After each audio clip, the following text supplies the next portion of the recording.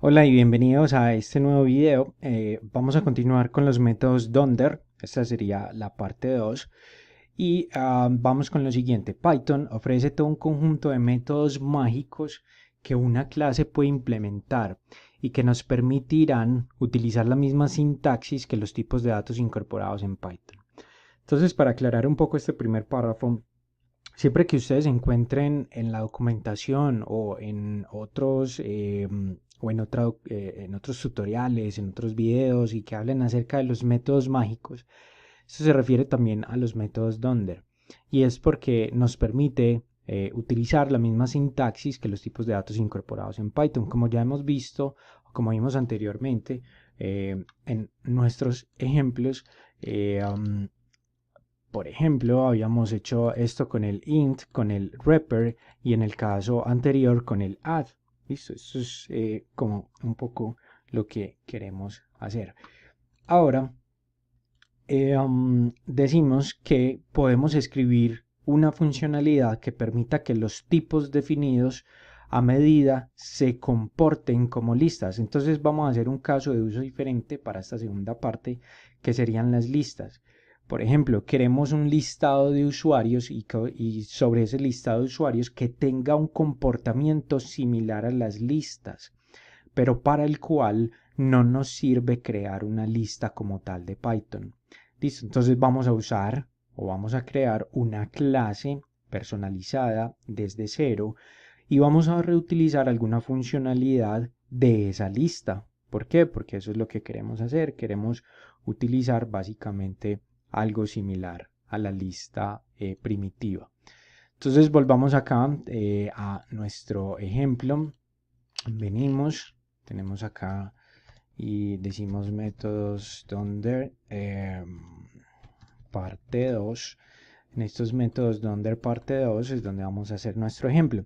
Entonces lo primero que debemos de revisar es, vamos a inspeccionar una lista normal. Listo, entonces en esta lista normal, por ejemplo, pasamos varios ítems, en este caso estos valores, y recuerden que nosotros podíamos acceder a los métodos primitivos que tenía esta lista por medio de dir. Listo, esto lo hicimos anteriormente y le pasábamos el parámetro de lo que queríamos inspeccionar y acá tenemos todos los métodos Donder. Entonces miren, ya utilizamos por allá el add. Si ustedes se dan cuenta, acá está el método Donder add, el método Donder class, el contains, y entonces acá es entonces donde podemos hacer ciertas operaciones específicas de las listas. Por ejemplo, contains. Contains es lo que nos permite hacer algo con la sintaxis. Por ejemplo, uno in mi lista. ¿Ok? Entonces esto nos va a devolver true. Ese contains es el que nos va a permitir utilizar este in. Miren que esto es algo, aquí está el polimorfismo nuevamente en acción, donde tenemos en este caso un método mágico o un método Donder, que en este caso se llama contains, que yo lo puedo utilizar en este caso para las listas. También sigue siendo polimórfico más porque lo puedo utilizar también para un diccionario. Entonces, si yo tengo un diccionario, yo puedo iterar y decir, ok, este elemento se encuentra en ese diccionario, entonces va a devolver true o false, en este caso nos devolvió true en esta lista. Si le pasamos 2, por ejemplo, entonces acá va a ser false, 2 no está en la lista, ok. Entonces vienen todos a los que podemos acceder. Podemos acceder a delete attribute, a dir, a dog, a equal, a format. Entonces vamos a utilizar varios de acá. Vamos a utilizar este iter para iterar sobre esa lista. Vamos a utilizar el len para poder ver la cantidad de elementos que tiene la lista. Y vamos a utilizar este mismo contains. Listo. Dentro de nuestra propia clase. Entonces este es el ejercicio que vamos a hacer, va a estar bien interesante también. Entonces vamos a hacer una clase user group. En esta clase user group vamos a hacer el siguiente inicializador. Entonces init self users permissions. Acá vamos a asignar user list. Entonces este user list va a ser nuestra variable de instancia donde va a estar almacenado lo que se va a comportar como una lista. Ok, y va a ser users y self.permissions va a ser igual a permissions. Ok, ahora vamos a definir entonces ese primer método. El primer método que queremos utilizar, método Donder, va a ser este contains. Entonces nos lo traemos por acá, def contains, y en def contains vamos a utilizar self, user, y acá entonces vamos a hacerlo de la siguiente forma. Entonces vamos a generar ese comportamiento del contains.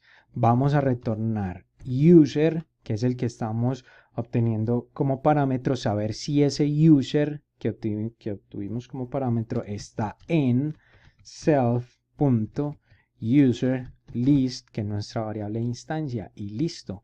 Ahí tenemos ese mismo comportamiento, demasiado poderoso este lenguaje de programación, porque nos permite entonces precisamente hacer esta sobreescritura de estos métodos, porque también estamos hablando de una sobreescritura y estamos utilizando en este caso métodos nativos.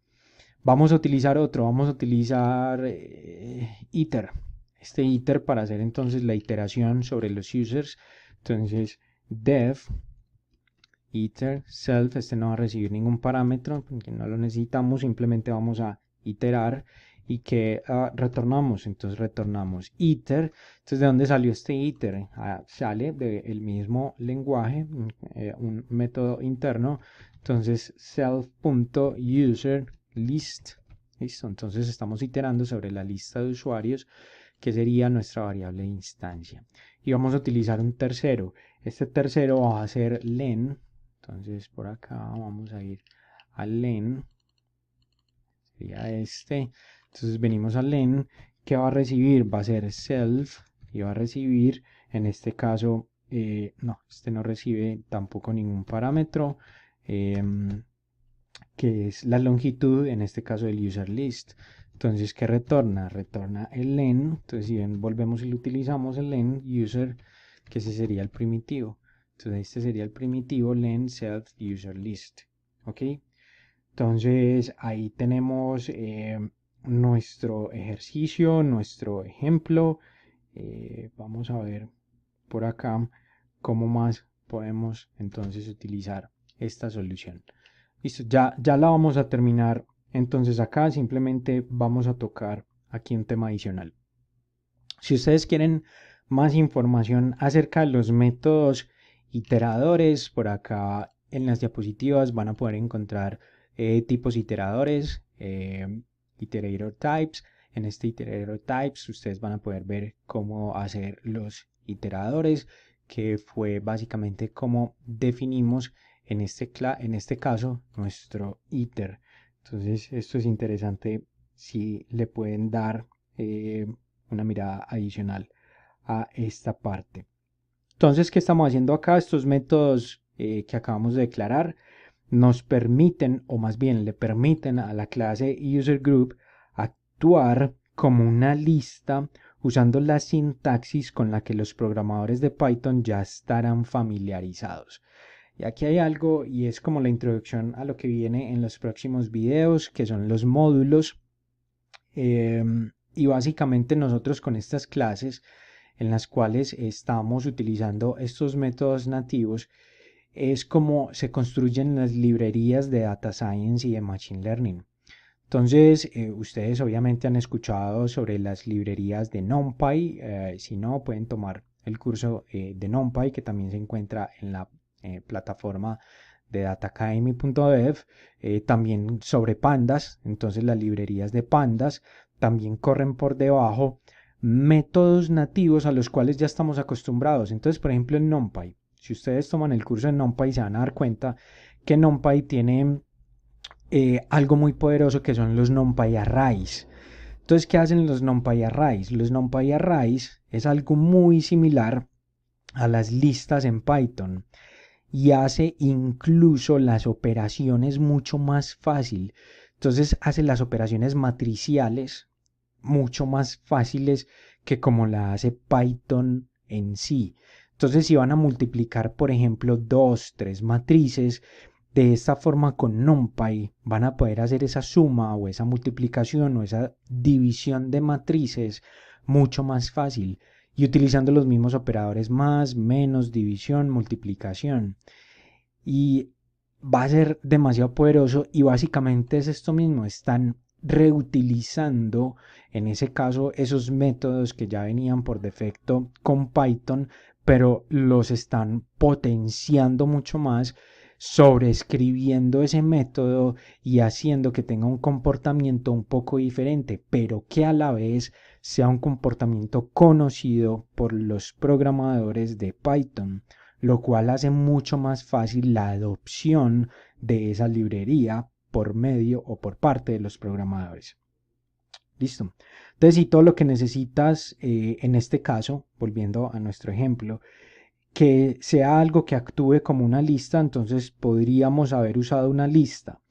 Pero si queremos agrupar alguna otra información, como por ejemplo los permisos del grupo, en este caso, tener una sintaxis que permita operaciones tipo lista puede ser muy poderoso. Y eso es lo que estamos haciendo. Estas son operaciones tipo lista. Contains es una operación tipo lista. Iter es una operación tipo lista. Len es una operación tipo lista. Cuando digo tipo lista es porque es similar al comportamiento de las listas. ¿Ok? Entonces eso es lo que estamos haciendo. Vamos a terminar entonces esta clase. Vamos, bueno, más que terminarla vamos a hacer una clase user. En esta clase user vamos a hacer lo siguiente.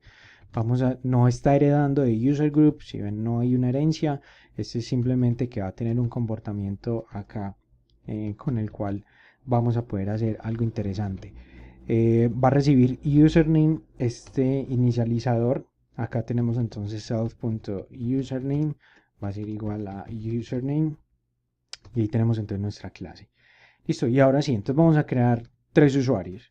El primero va a ser Diana. Entonces, este user, entonces si vemos, vamos a instanciar primero al usuario Diana.